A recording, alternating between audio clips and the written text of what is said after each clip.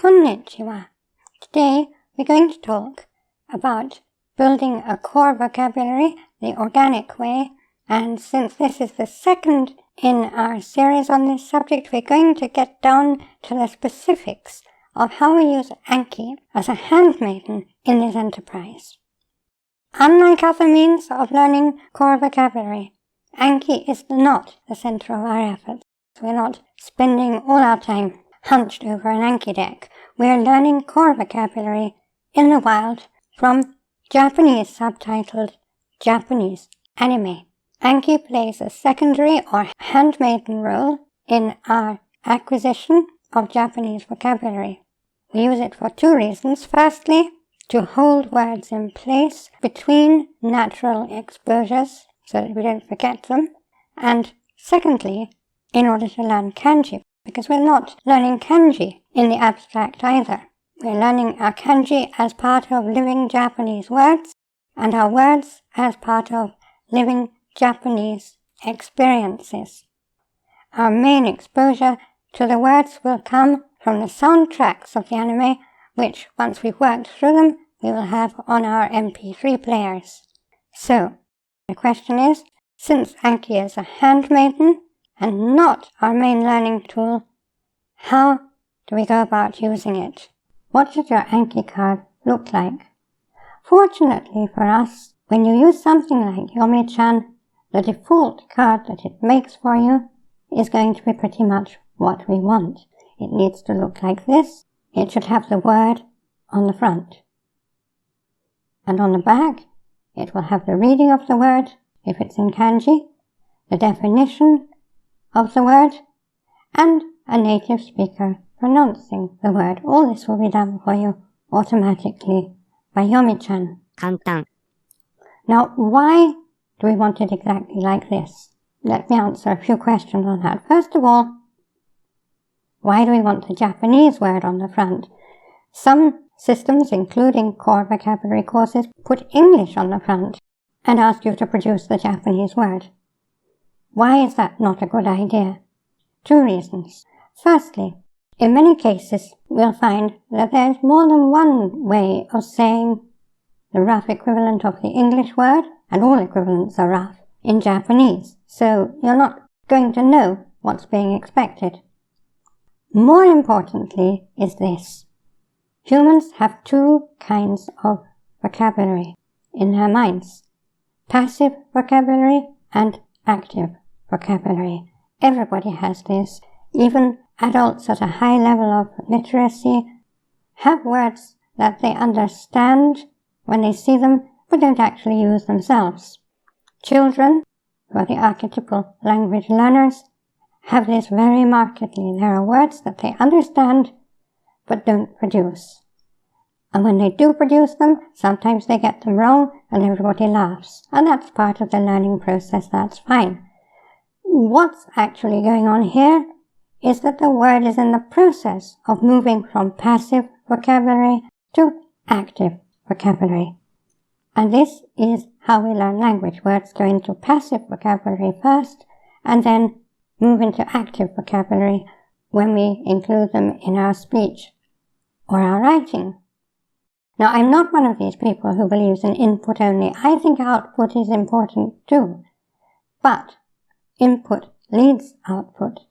We get words as passive vocabulary first, and over time, as we become used to them, they move into our active vocabulary. So, trying to force everything into our active vocabulary from the beginning by getting us to produce the Japanese word from the English word is the wrong way around.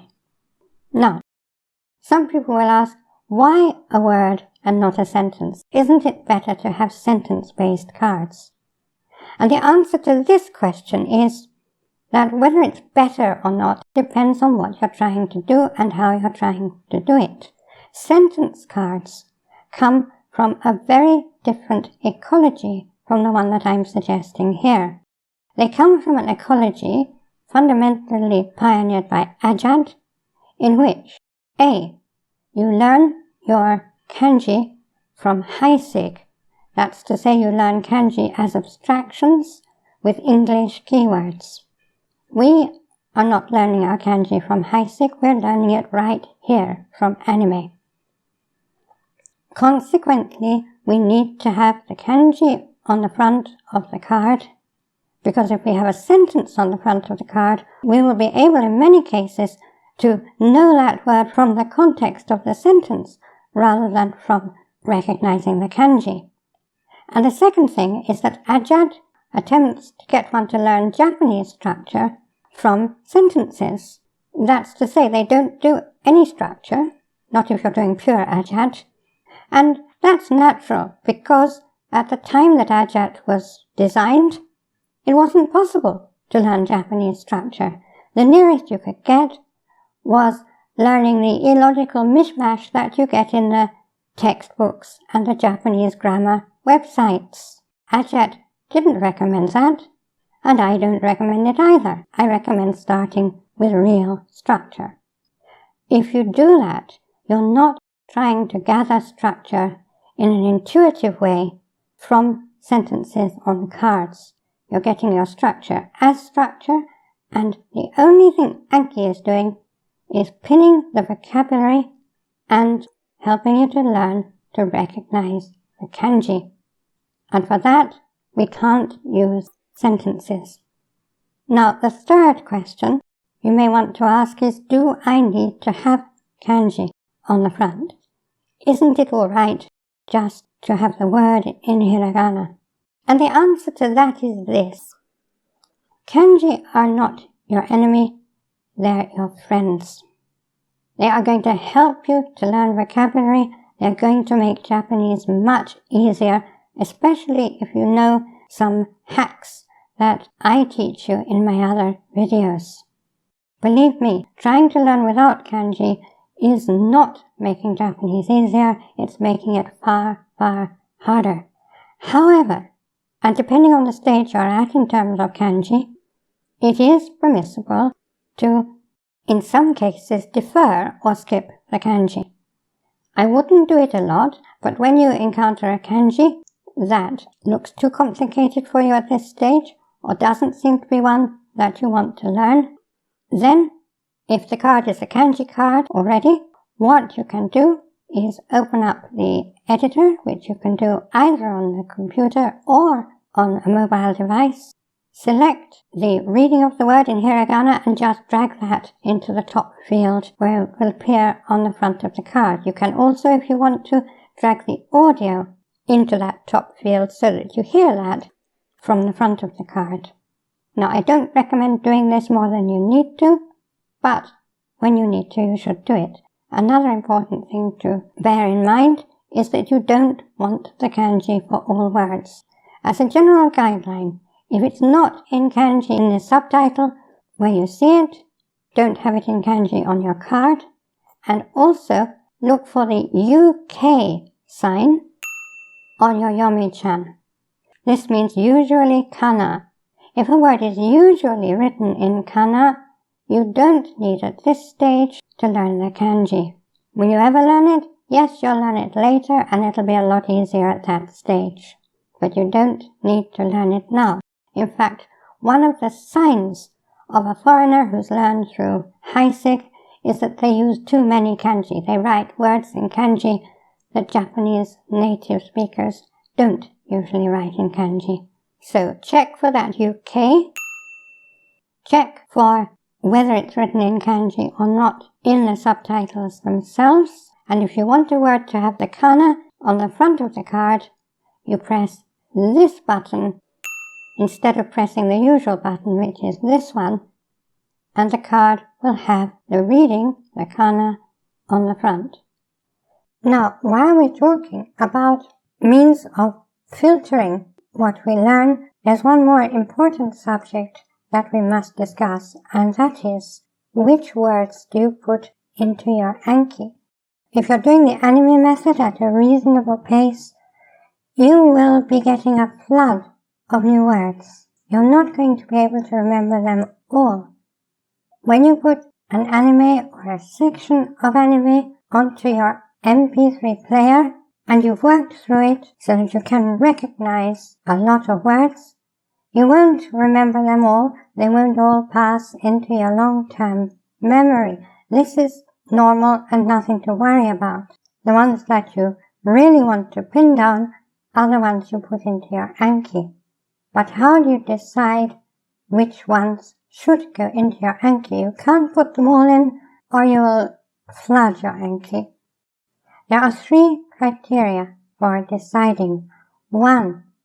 If you think you're likely to remember a word because it's repeated often in the anime or because it seems natural and easy to you, then you want to consider not putting it into your Anki. You don't want to put more into your Anki than you actually need to be there. If it doesn't work out, if you don't remember it, you'll be getting other chances to put it in. It's never your last chance to put a word into Anki, and if it is, that means you don't need it, doesn't it? The second criterion is, do you think this word is going to be used often in the anime?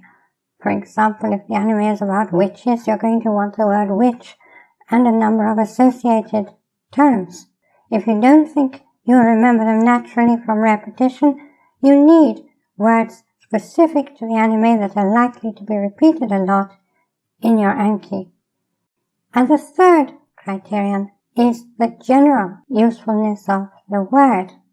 Now, to some extent, common sense will guide you here, but a very useful tool is this one, which is the innocent corpus. The innocent corpus is one of the dictionaries available out of the box on your Yomi-chan. And what it is in fact a list of words compiled from 5,000 Japanese novels. And the number here represents how many times the word has recurred in those 5,000 novels. So we see this word here is eiga, which means a movie, and it's recurred over 20,000 times. Now, common sense would tell us that movie is a fairly regularly used word, but we know from this that eiga is a common word like English movie or film, not an obscure word like English cinematograph. Now, since there are 5,000 novels and the word has been used over 20,000 times, we know that it's used on average 4 or 5 times per novel. That's pretty frequent use. Generally speaking, if a word is used more than 10,000 times over the corpus of novels, we know that it's a commonly used word that we want to know. If it's used only 100 or so times or less, we know it's an uncommon word that, unless it's specific to the anime we're watching or to some other target material, we probably don't need to learn it right now. The numbers are not infallible, and you shouldn't be completely bound by the numbers, but you should install the innocent corpus, which you can do easily from the Yomi-chan settings, and use it as a tool in deciding which words to include in your Anki. Now, there's one thing that you really should not do. Please don't use romaji. You should be thinking of Japanese either in kanji or in kana, never in romaji. This may make things seem a little harder at first, but it's very, very important. If you really want to put off a particular kanji, you don't want to learn it at this stage, that's fine. That's your decision. You don't have to learn all the kanji at once, but I would learn as many as you feel you reasonably can. The point here is that we are learning kanji not as abstractions. Just as in Alice in Kanji Land, we never learn a kanji on its own, we always learn kanji in the context of actual Japanese words. So, you'll learn any particular kanji first in whatever word it was you happen to encounter it in, and then you'll encounter it in other words and you'll get to know it more fully. This is the organic way of learning, and this is how you build a core vocabulary. You get a basic mounting block amount of vocabulary to begin with, and it doesn't matter where or how you do that. And once you have that, you have a few hundred words, up to about 1,000 words, you jump into anime and you learn the rest of your vocabulary from now on as real words in real contexts and a core which is likely to be repeated as you go through the same or similar anime. If you have any questions or comments, please put them in the comments below and I will answer as usual. I'd like to thank my gold Kokeshi patrons and all my patrons and supporters on Patreon and everywhere. You'll find my red Kokeshi patrons credited in the information section below. And I'd like to thank you for attending this lesson. Korekara mo yoroshiku onegai shimasu. Class dismissed.